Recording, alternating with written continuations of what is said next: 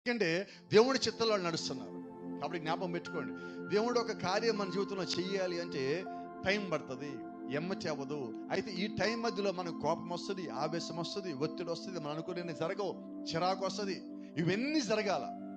నువ్వు ఇవన్నీ జరుగుతున్నాయి అంటే అర్థం ఏంటంటే కొద్దిగా వాక్యాన్ని నమ్ముతున్నావు.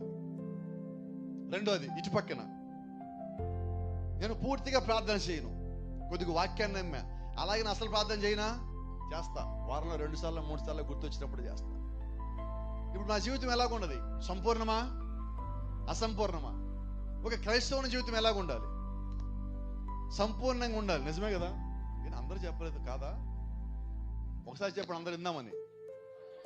రైట్. మనం సంపూర్ణంగా ఉన్నామా? ఉండట్లేదండి.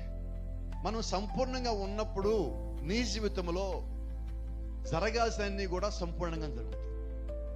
ఆలస్యమవుతాయి కానీ పరిపూర్ణంగా ఉండకుండా ఉండవు. ఎందుకనంటే దేవుని జీవితంలో కార్యం చేస్తున్నప్పుడు అపవాది అడ్డుపడతా ఉంటాడు. వాడు ఎంత అడ్డుపడ్డప్పటికీ దేవుని సమయానికి దేవుడు కార్యం చేస్తాడు. ఆమేన్. ఈరోజు మనం అదే వింటున్నాం. ఎప్పుడు దేవుడు రంగం మీదకి వస్తాడంటే నీ ఆశలన్నీ అయిపోయాక.